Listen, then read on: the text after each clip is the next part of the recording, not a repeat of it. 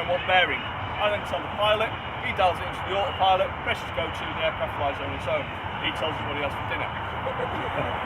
We can then move the map to where we're going to, and we'll go from aeronautical map down to OS map, down to street map, down to the layout of your house, whether you've got a shed in the back garden.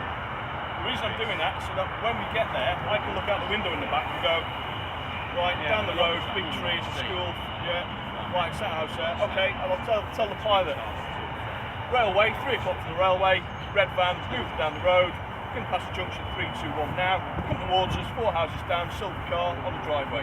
Yeah, that's the subject premises. Radio, I've got it. We'll then start a right-hand orbit so I can see what I'm looking at, the pilot can see it, and we'll describe it to the guy with the camera. Basically, we'll just say, we operate at 2 o'clock 45 degrees, that's where we look all the time. So the pilot just leans across to his screen and goes, no, go up a bit, there, that's the house, and he'll follow with the camera. Once we're on scene, it's my job in the back to operate the radios, all up here, and talk to all the ground units, tell them what's going on, where we're going, what we're doing, what we want them to do, whether there's a dog on the route. Basically, we're a flying control room, so we're like command and control for all the jobs in the chipmunk, and it's the person in the back that does all of it. So we'll get called out for the majority of our work is missing people with Alzheimer's who decide to go for a walk day in, day out, missing children. Get asked to go down Saturday and Seafront to find a 4-year-old, and there's like hundreds of them. So you've got to weigh up, is it worth going down there, or can they find it with CCTV, or is it just a hearts and minds flight, just to fly the flag?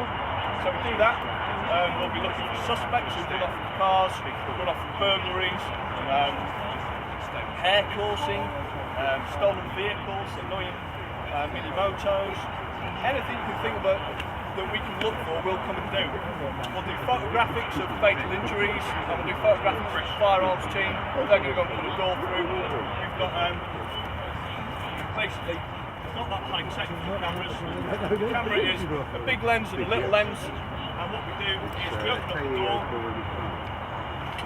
lob on the dispatch harness, stand them out here, and take your photographs. If you need a planning shot, the aircraft goes on the side, and you look straight down and take the pictures. And so we do that. When I'm searching, I prefer to have the door open because you can see a lot more, otherwise you just bang, you see all the scratches on the inside where the guys can bang their heads on the window. So we've got digital camera, Skyforce to get us there. That breaks us down to maps and road maps. Night sun controller, big torch on the back. Go to B&Q, you get a big torch, about 3 million candela. That's 30 million candela, 1,500 watt. I can light up a football pitch on its own. We use that for either lighting up an area to search, or we can narrow the beam and use it as a pointer, as a finger. So we can say to the officers, right, you're on the ground, I want to go from there to over there. What we can also do is link it to where the front observer's using the camera, so when the camera turns, the night sun will follow it, so it's pointing in exactly the same place, and as we talk the officers onto it, we'll then light it up and they'll illuminate the area for them. Night sun radios, just remember what I've gone through. The camera at the front, the little turret, that has 3 camera systems on it. It has daylight TV camera, it has what we call spotoscope, which is at 73 magnification. Means we can look at people from 2 miles away, 2,000 feet quite easily. We've got ANPR on the aircraft, which means we can read car indexes and do intelligence checks. And it's also got thermal imaging.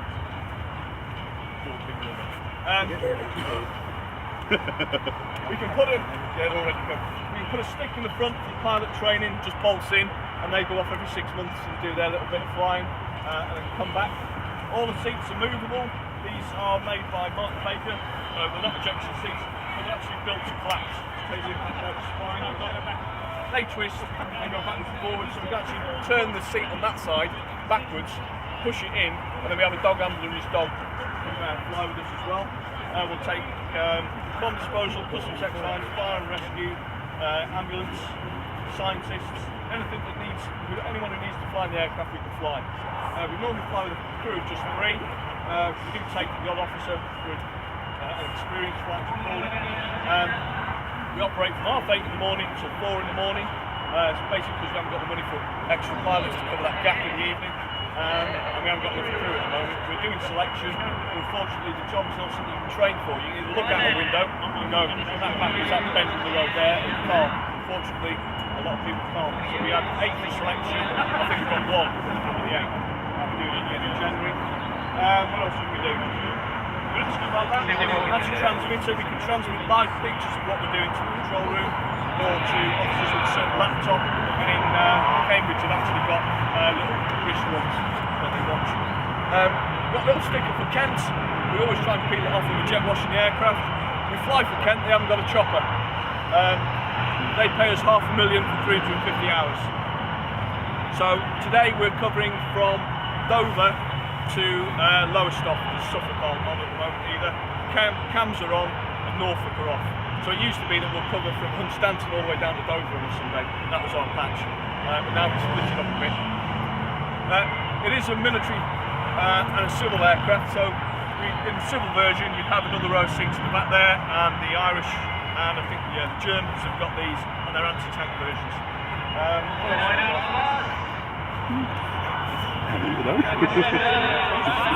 Mine's frazzled. Any questions while I'm trying to regain where I'm up to? Go on then. The right.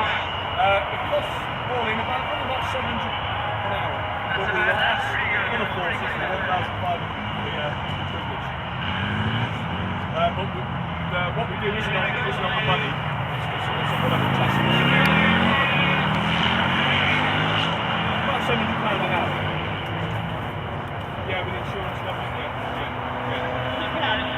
It is, yeah. A lot of people think it's a lot more than insurance.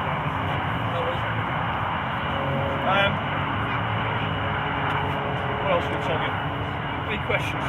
We're at Boreham where the air ambulance is, in the same place, and from there we can get anywhere. We fly about 120 knots, which is about 140 miles an hour, 160 miles an hour.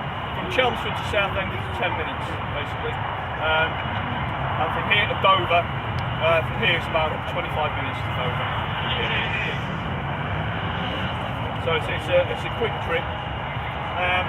We've got tracker on here as well, if you've got tracker on your bike or on your car. The Met haven't got tracker, so you can get your car nicked with the Met. Unlucky if we've got tracker. We've got Sky Shout, we've got the tannoy system and sirens on there as well. So what we can do is if we see a suspect, we normally come up and make a load of noise, use the siren, everyone looks up, but normally the guilty vehicle will just walk on like that, so we'll follow him.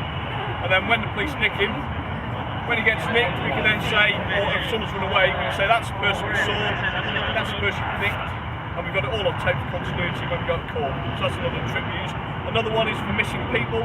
We'll turn up with a tannoy at an estate, a missing 4-year-old wearing this and this.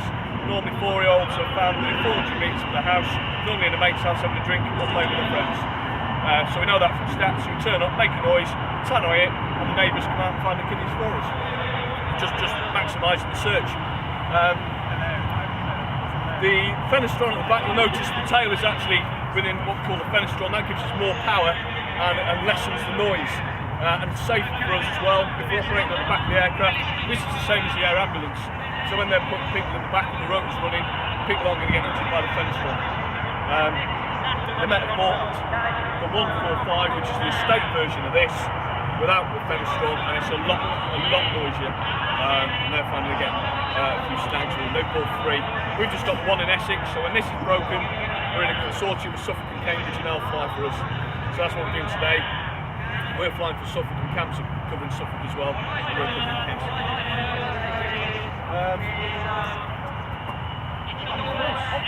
Can't think of anything. Any questions?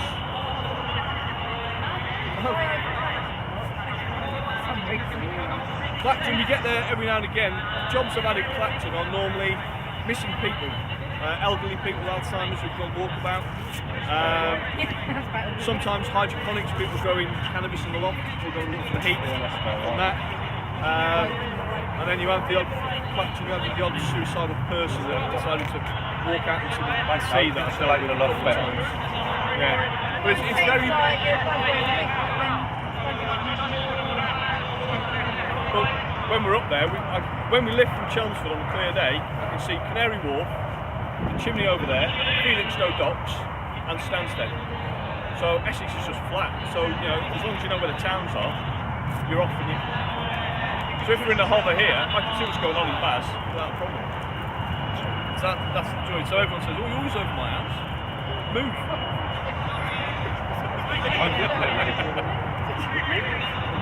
About right for the other.